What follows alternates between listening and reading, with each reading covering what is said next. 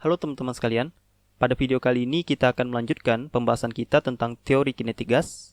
Dan pada video kali ini kita akan mencoba untuk membahas tekanan gas pada tinjauan mikroskopis.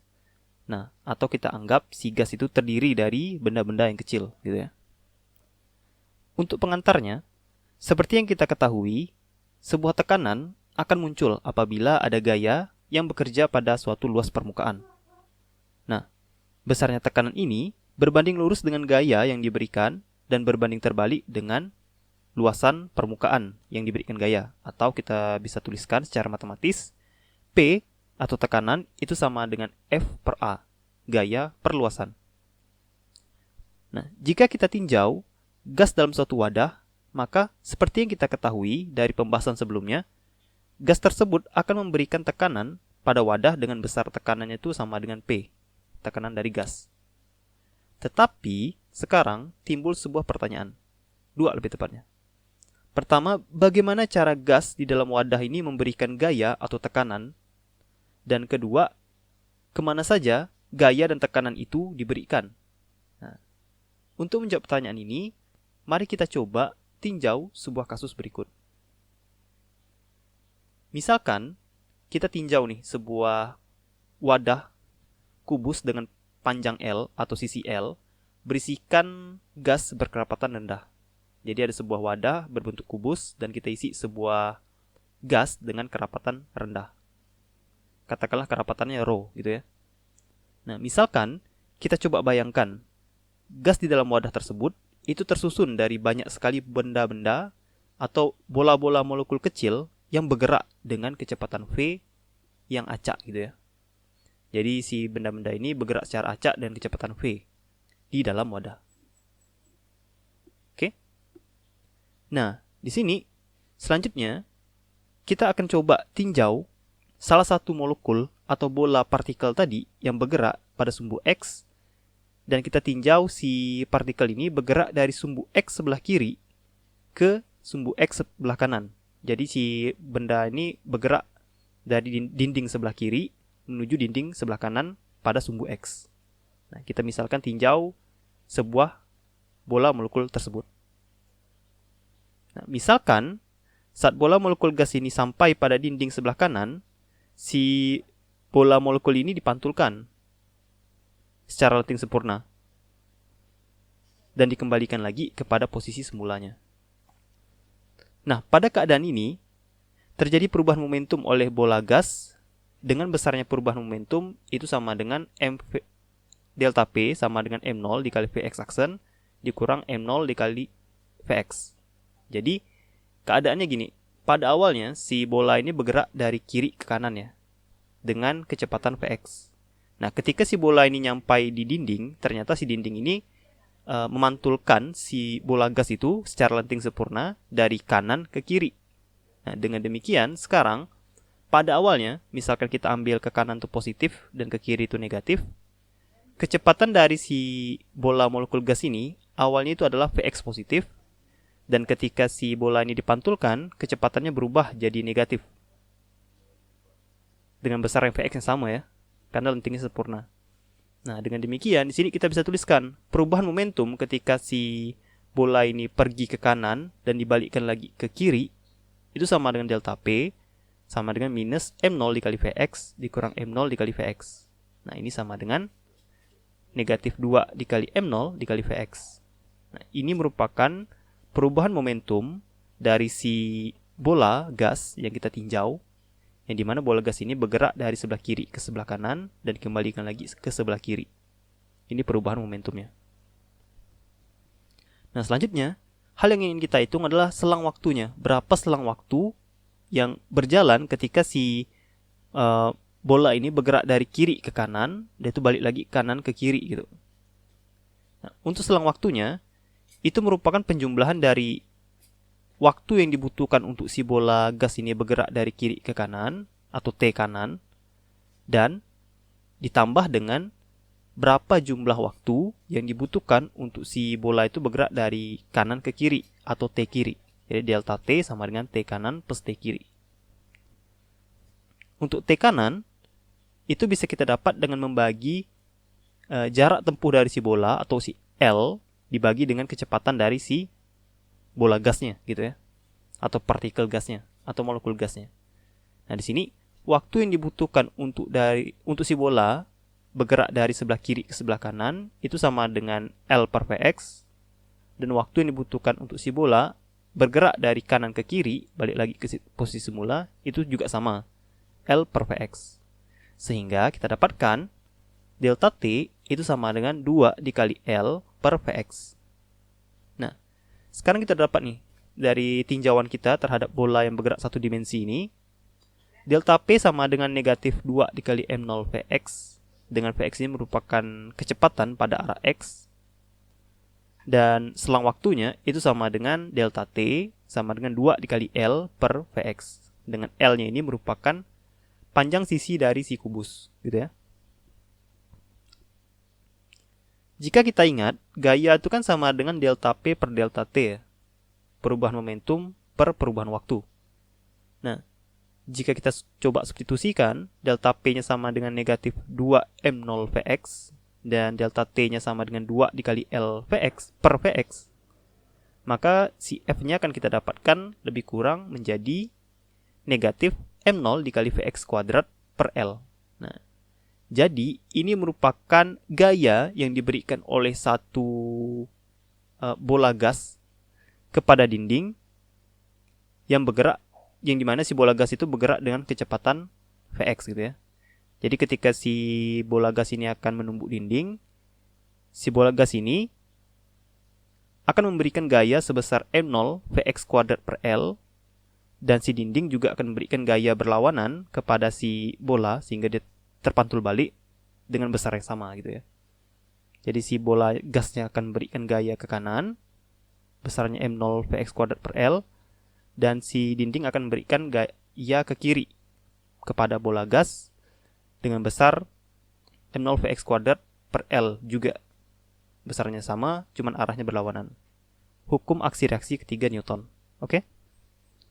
Nah, selanjutnya, misalkan kita coba tinjau besar gayanya saja, maka si F itu sama dengan M0 dikali Vx kuadrat per L. Nah, ingat, ini merupakan rumus gaya untuk satu partikel. Jadi yang kita tinjau cuma satu partikel yang bergerak pada sumbu X gitu ya.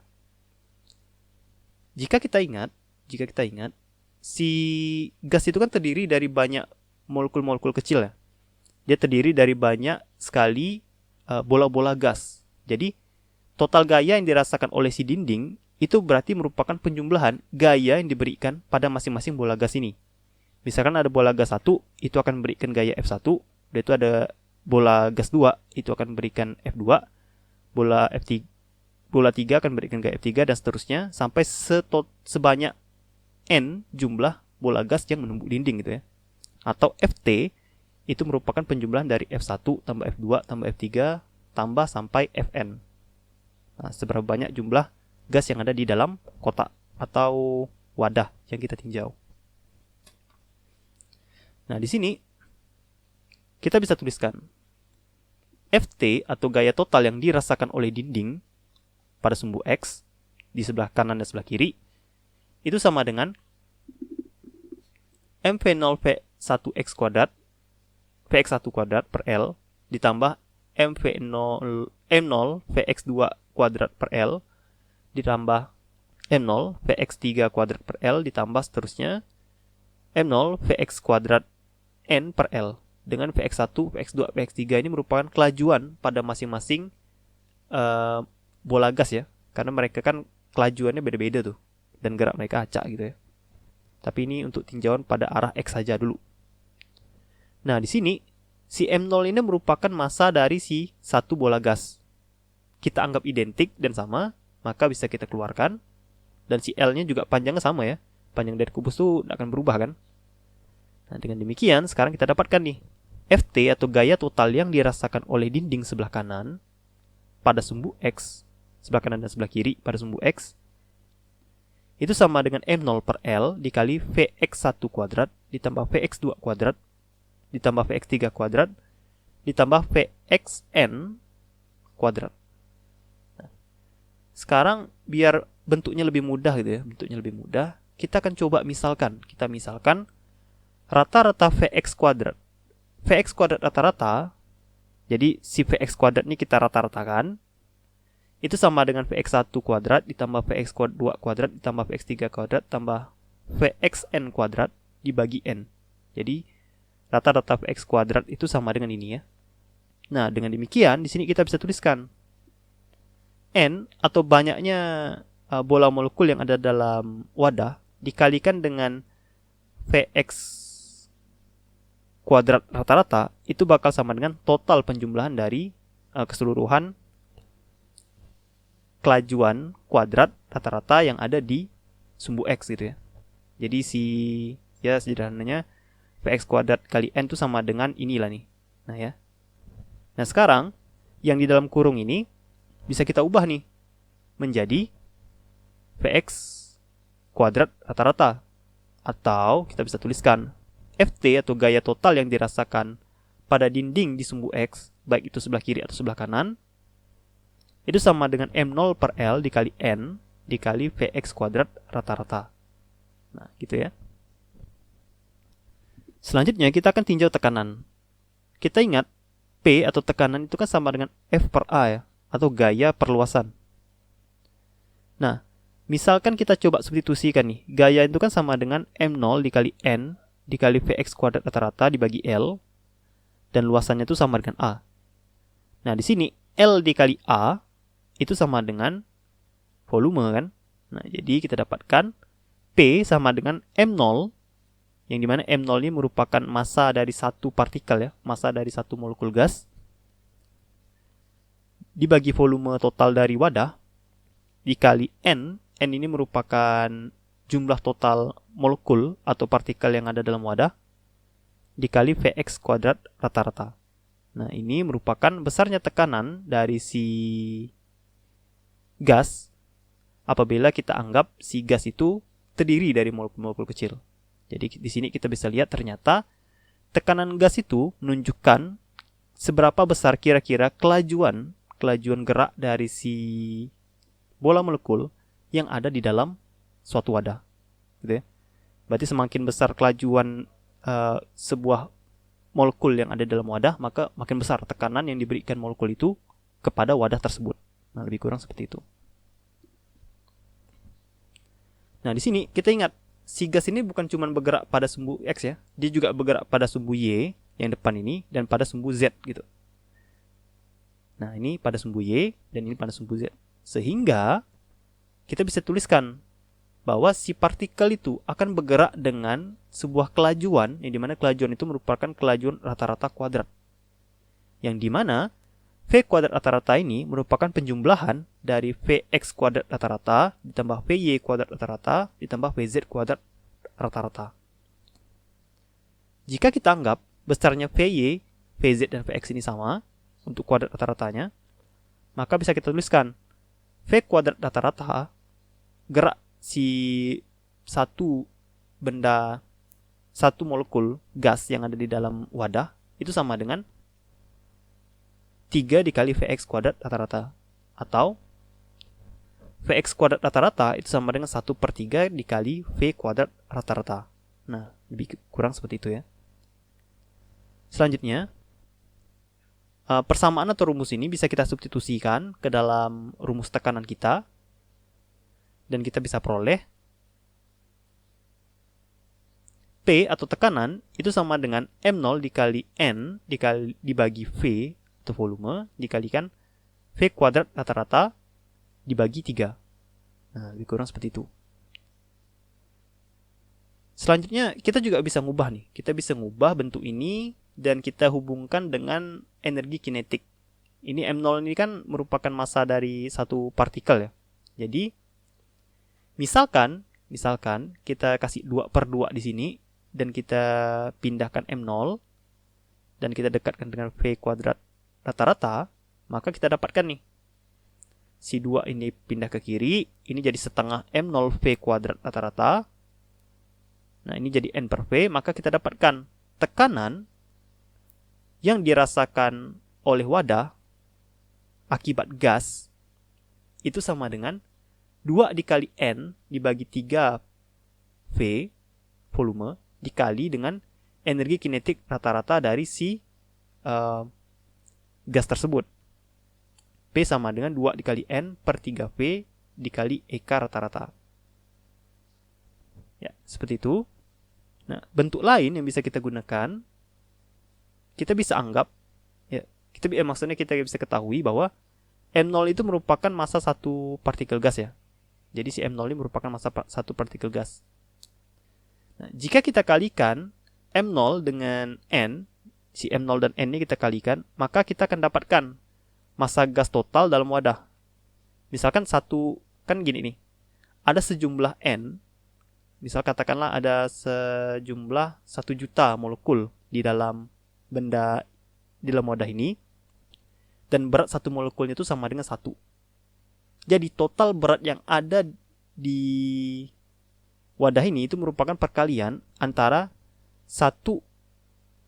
berat satu molekul dikalikan banyaknya molekul yang ada kan. Nah, yang dimana sekarang M0 dikali N itu merupakan massa total gitu. M0 dikali N merupakan massa total gas. Jadi M0 ini merupakan massa satu partikel, N ini banyaknya partikel, dan M ini merupakan massa total dari si gas di dalam wadah. Nah, di sini kita bisa lihat M per V itu kan merupakan kerapatan ya, atau massa jenis. Jadi di sini bisa kita tuliskan P atau tekanan itu sama dengan rho dikali V kuadrat rata-rata per 3.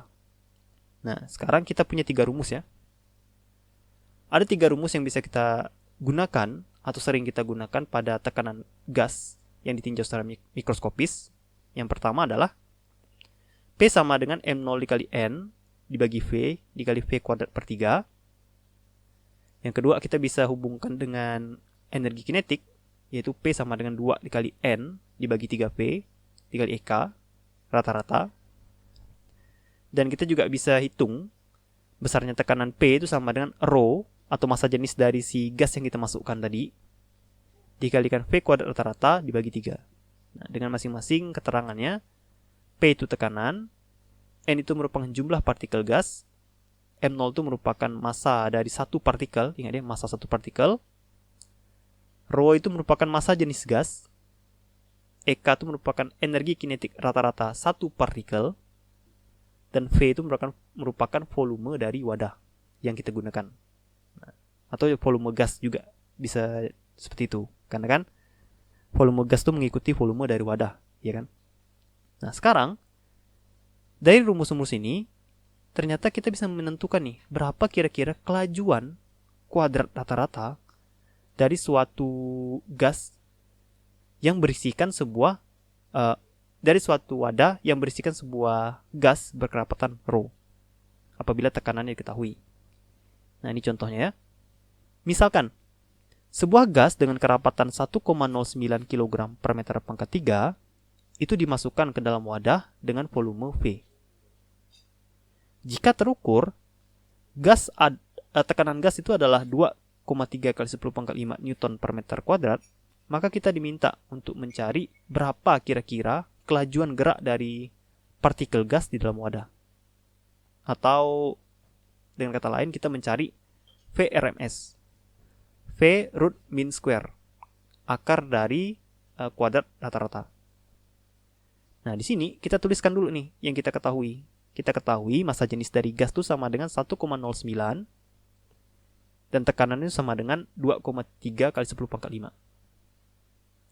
Nah, kita gunakan rumus yang P sama dengan 1/3 rho dikali V kuadrat rata-rata. Maka di sini V kuadrat rata-rata itu sama dengan kita kalikan 3 ke P ke atas nih, dan si rho-nya kita kebawahkan.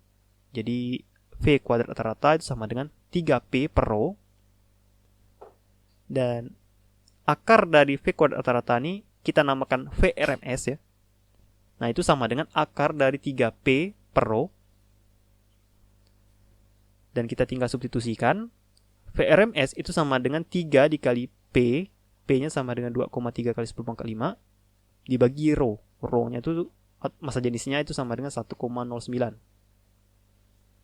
Nah, ini kita kalikan dengan kalkulator, kita dapatkan 690.000 dibagi 1,09. Selanjutnya, kita coba hitung. VRMS sama dengan 633.027,5. Lalu kita akarkan dengan kalkulator. Kita dapatkan VRMS itu sama dengan 795,63 meter per sekon. Nah, jadi saat si tekanan gas di dalam wadah ini merupakan besarnya terukur adalah 2,3 kali 10 pangkat 5 Newton per meter kuadrat, maka kira-kira satu partikel gas yang ada di dalam wadah tersebut akan bergerak dengan kelajuan atau kecepatan sebesar 795,63 meter per sekon. Jadi ya kelajuan geraknya sungguh besar sekali gitu ya. Sebesar 795,63 meter per sekon. Nah, itu merupakan salah satu aplikasi dari tekanan yang ditinjau secara mikroskopis. Jadi kita bisa menentukan berapa kira-kira kelajuan dari suatu partikel atau molekul gas atau bola gas apabila kita ketahui tekanan keseluruhan dari si wadah tersebut yang dirasakan oleh wadah tersebut. Nah, oke, baiklah. Itu saja untuk video kali ini. Semoga videonya bermanfaat. Jika ada yang ingin ditanyakan, silakan saja tulis di kolom komentar. Terima kasih sudah menonton. Sampai jumpa lagi pada video berikutnya. Salam dari Radit Fisika.